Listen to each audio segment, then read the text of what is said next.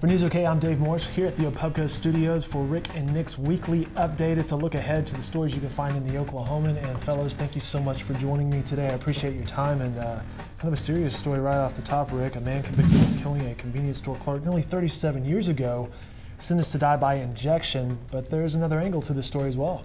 Yes, Michael Seltzer is to be executed tonight, actually. And the drugs they use to execute him, lethal injection, pentobarbital. They'll have one more dose after tonight's execution.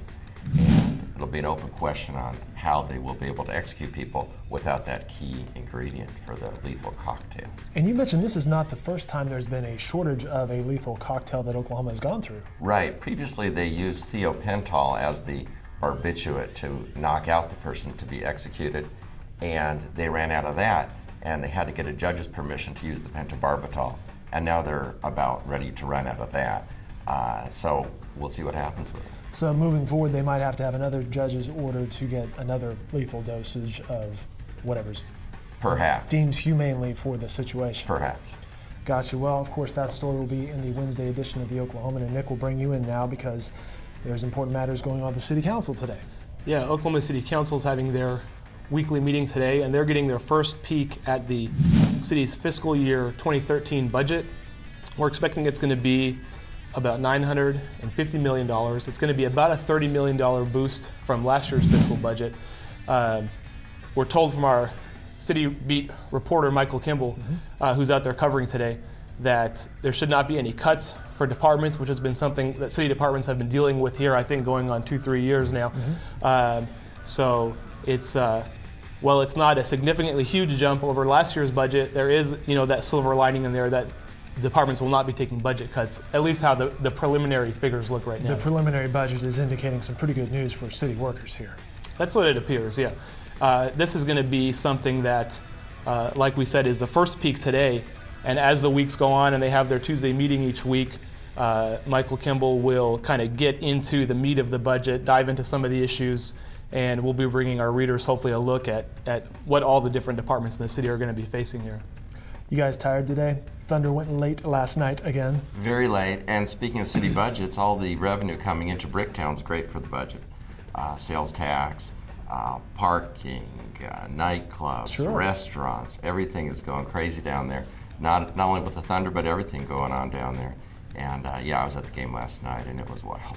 I was talking with Kelly Fry earlier from the NIC, our editor, and she was mentioning after the game ended, everybody's sprinting to their cars, to the parking garages. Yeah, the Thunder after the game was apropos. Absolutely.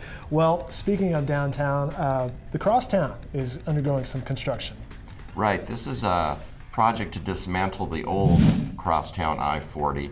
Basically, giant jackhammers knocking cement out of there, leaving the beams, the steel beams, which will be used in other county bridge projects across the state.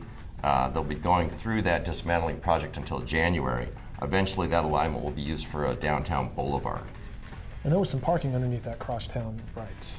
There was, and everything under the Crosstown now is cleared out because the giant chunks of concrete are falling. They need to keep that clear. And what is going to be taking the place of what had been your Thunder season ticket holder parking spaces under the Crosstown will eventually be that downtown boulevard that we keep hearing so much about.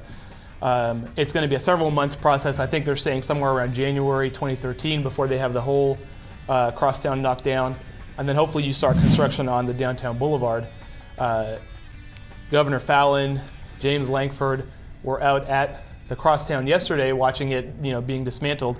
And the governor mentioned something about hopefully having a deal where shops come in on the boulevard, restaurants and bars and merchants like that, which would be literally right across the street from the Chesapeake Arena. So, ideally in the grand plan of Oklahoma City, this could be a really awesome, stretch of roadway there that is a real big tourist grab. Can you imagine that? What'd you do today, honey? Well, I helped knock down a bridge. Took a jackhammer, knocked off a big chunk of concrete. And somehow it only looks a little worse than it did before they started knocking it down. So. All right, Rick Green, Nick Trigakis from the local desk at the Oklahoman. Thanks for your time today. The stories they mentioned, City Council and the lethal injection story, will be in Wednesday's editions of the Oklahoman.